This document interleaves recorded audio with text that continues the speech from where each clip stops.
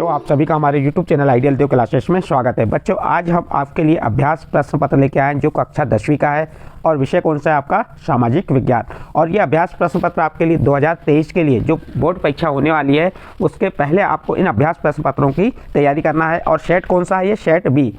आपके साथ आपको 4 सेट दिए जाएंगे, स्कूल से चारों सेटों की तैयारी करना है। और चारों सेटों की जब आपने तैयारी कर लिए तो आप अच्छे मार्क्स से 10वीं कक्षा पास कर सकते हैं और सभी विषय को पास कर सकते हैं। तो इस प्रकार सभी विषय के आपको 4-4 सेट दिए गए हैं। तो चलिए देखते हैं अभ्यास प्रश्न पत्र 2023 कक्षा 10वीं विषय सामाजिक विज्ञान सेट बी। पूर्णांक कितने रहेंगे? 75 अंक और समय 3 घंटा। और निर्देश दिए हुए हैं, इन निर्देशों को भी ध्यान से पढ़ लिया कीजिए। सभी प्रश्न अनिवार्य हैं। प्रश्न 1 से 5 तक वस्तुनिष्ठ प्रश्न रहेंगे। सही विकल्प 6 अंक और रिक्त स्थान 6 अंक, सही जोड़ी 6 अंक। तो ये आपके इन निर्देशों को आप पूरे अच्छे से पढ़ लीजिए। और लास्ट में आपको मानचित्र भी आएगा, मानचित्र की तैयारी कर लीजिए। अब देखिए हम सही विकल्प देखते हैं। प्रश्न 1 क्या है हमारा? सही विकल्प क्या दिया है इसमें? पहला प्रश्न पढ़ते हैं, चलो।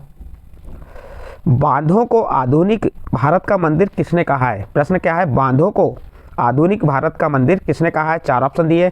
अ नंबर महात्मा गांधी, ब नंबर भीमराव अम्बेडकर, श नंबर पंडित जवाहरलाल नेहरू और द नंबर राधा कृष्णन। तो इसका सही आंसर आ जाएगा श नंबर पंडित जवाहरलाल नेहरू ने बांधों को आधुनिक भारत का मंदिर कहा है। नेक्स्ट प्रश्न, निम्नलिखित में से कौन सी रबी की फसल है? रबी की फसल कौन सी होती है? और फसल 2 प्रकार की होती हैं, खरीफ की फसल और रबी की फसल। तो यहाँ पे जो चावल है, चावल खरीफ की फसल है, मक्का खरीफ की फसल है और सोयाबीन खरीफ की फसल है। तो आप क्वेश्चन क्या है? रबी की फसल। तो आपकी रबी की फसल क्या हो जाएगी? गेहूँ, जो अभी के ठंड के समय बोई जाती है नवंबर से और मार्च में काटी जाती है, मार्च अप्रैल में काटी जाती है, नवंबर दिसंबर में बोई जाती है, तो रबी की फसल कहलाती हैं। फिर अगला प्रश्न, कच्चे माल के आधार पर उद्योग कितने प्रकार के होते हैं? प्रश्न क्या है? कच्चे माल के आधार पर उद्योग कितने प्रकार के होते हैं? इसके 4 ऑप्शन दिए। अ नंबर 2 प्रकार के, ब नंबर 3 प्रकार के, स नंबर 4 प्रकार के और द नंबर 5 प्रकार के। तो कच्चे माल के आधार पर उद्योग 3 प्रकार के होते हैं। तो इसका सही आंसर ब नंबर आ जाएगा, 3 प्रकार। फिर नेक्स्ट प्रश्न है प्रश्न नंबर 4, साइमन कमीशन भारत कब आया? प्रश्न क्या है? साइमन कमीशन भारत कब आया? तो इसका सही आंसर कौन सा होगा? देखते हैं। 4 ऑप्शन दिए हैं, सन 1925 में, सन 1926 में, सन 1928 में, सन 1927 में। तो इसका सही आंसर आ जाएगा स नंबर का, सन 1928 में साइमन कमीशन भारत आया। नेक्स्ट क्वेश्चन देखते हैं। क्वेश्चन नंबर 5 है, यूरोपीय संघ का मुख्यालय कहाँ स्थित है? 4 ऑप्शन दिए, भारत में, पाकिस्तान में, जापान में, बेल्जियम में। बताइए चारों ऑप्शन में से आपका सही आंसर क्या होगा? यूरोपीय संघ का मुख्यालय कहाँ स्थित है? इसका सही आंसर आ जाएगा द नंबर बेल्जियम में। कहाँ स्थित है? बेल्जियम में। नेक्स्ट क्वेश्चन है, भारतीय रिजर्व बैंक की स्थापना कब हुई थी? अ नंबर 1934, ब नंबर 1935, श नंबर 1948 और द नंबर 1951। प्रश्न क्या है? भारतीय रिजर्व बैंक की स्थापना कब हुई थी? तो इसका सही आंसर हो जाएगा ब नंबर सन 1935 में। सन 1935 में भारतीय रिजर्व बैंक की स्थापना हुई थी। नेक्स्ट क्वेश्चन है, रिक्त स्थानों की पूर्ति कीजिए। अब आपको यहाँ पे खाली स्थान है, ये 6 अंक के रहेंगे। प्रत्येक प्रश्न के लिए 1 अंक दिया रहेगा। अब भारतीय वन जीव प्रश्न क्या है? भारतीय वन जीव अधिनियम खालिस्तान में लागू किया गया। तो ये नियम कब लागू किया गया था? 1972 में। इसका आंसर आ जाएगा 1972 में लागू किया गया। भारतीय वन जीव अधिनियम 1972 में लागू किया गया। सेकंड नंबर क्वेश्चन देखिए, भारतीय रेल परिवहन को खालिस्तान रेल प्रखंडों में संकलित किया गया है।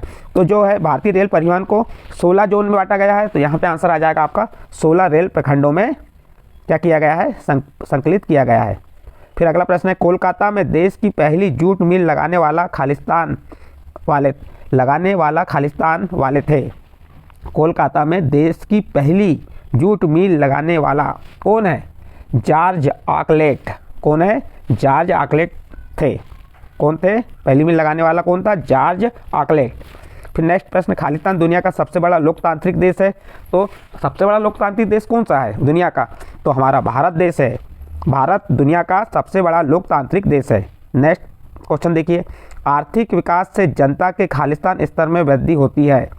आर्थिक विकास से जनता के रहन सहन स्तर या आर्थिक स्तर जो है उनका, उसमें क्या होती है? विकास होती है। तो रहन सहन भी लिख सकते हैं या आर्थिक स्तर में वृद्धि होती है उनकी। अगला प्रश्न, मधुमक्खी पालन खालिस्तान क्षेत्र में पाया जाता है। तो मधुमक्खी पालन प्राथमिक क्षेत्र के अंतर्गत आता है। मधुमक्खी पालन, मछली पालन, कृषि पालन, ये क्या है? प्राथमिक क्षेत्र के में आते हैं। तो यहाँ पे आपका आंसर आ जाएगा प्राथमिक क्षेत्र।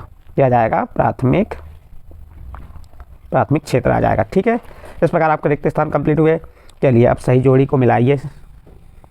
सही जोड़ी में दिया है आपका पहला प्रश्न क्या है, श्रीलंका गृह युद्ध का अंत, आपका ए नंबर और बी नंबर दिया, ए से बी को मिलान करना है।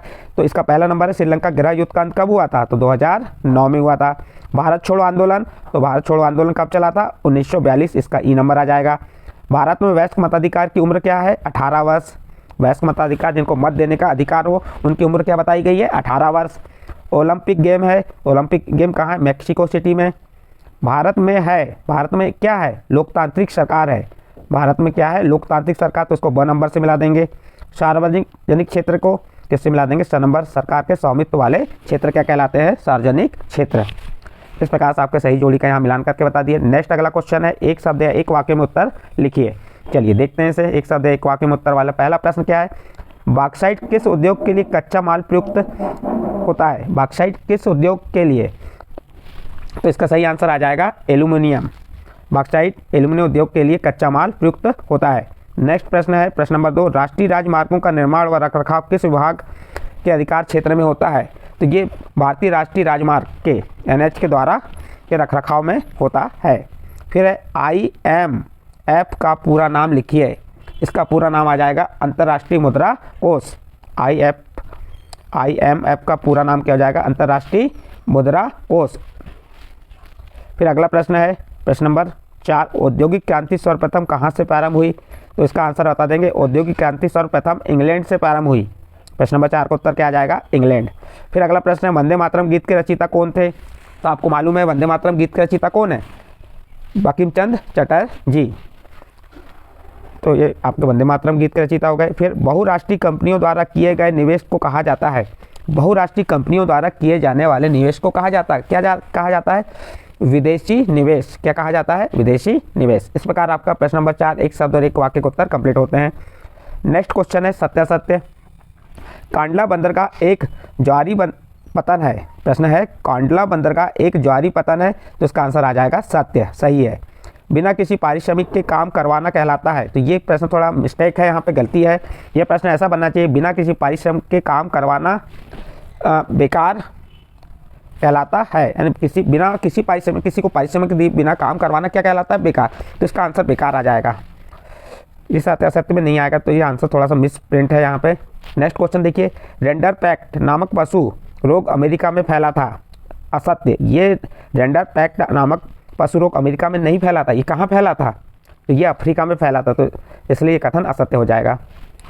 फिर 4 नंबर देखिए, सन 1804 की नागरिक संहिता को आमतौर पर हिटलर की संहिता के नाम से जाना जाता है, तो यह कथन भी असत्य आएगा। हिटलर के नाम से नहीं, नेपोलियन के नाम से जाना जाता है। 1804 की नागरिक संहिता को आमतौर पर हिटलर की संहिता नहीं, इसे नेपोलियन की संहिता के नाम से जाना जाता है, तो ये कथन भी क्या हो जाएगा, असत्य। लोकतंत्र की सफलता में अशिक्षा बाधक नहीं है, लोकतंत्र की सफलता में अशिक्षा यानी कि अनपढ़ लोग बाधक नहीं है कह रहा है, तो ये कथन क्या आ जाएगा, आपका असत्य आएगा, क्योंकि लोकतंत्र की असफलता में अशिक्षा बाधक होती है। इसके बाद अगला प्रश्न, तो ये क्या आ जाएगा, असत्य आ जाएगा। इसके बाद प्रति व्यक्ति आय की गणना सभी देशों के लिए डॉलर में की जाती है, तो बिल्कुल सही है ये। इस प्रकार आपके सत्य असत्य यहाँ पे कंप्लीट होते हैं। फिर इसके बाद आपके 2 अंक वाले प्रश्न आते हैं, इन 2 अंक के प्रश्नों की आप तैयारी अच्छे से कर सकते हैं। देखिए हम ये सेट बी के पूरे 2 अंक के प्रश्न और 3 अंक के प्रश्नों को आपको यहाँ दिखा दे रहे हैं। आपको हम ये 2 अंक 3 अंक के प्रश्न आने वाले वीडियो में बता देंगे। इस प्रकार बच्चों आपका यहाँ पे जो सामाजिक विज्ञान का अभ्यास प्रश्न पत्र है, जो आपको बोर्ड एग्ज़ाम के पहले तैयार करना है, कंप्लीट होता है। यदि आपको हमारे द्वारा जो प्रश्न पत्र समझाया गया, इस प्रश्न पत्र अच्छा लगा हो, तो आप हमारे चैनल आइडियल देव क्लासेस सब्सक्राइब कीजिए, लाइक कीजिए एवं अन्य ग्रुप में शेयर जरूर कीजिए।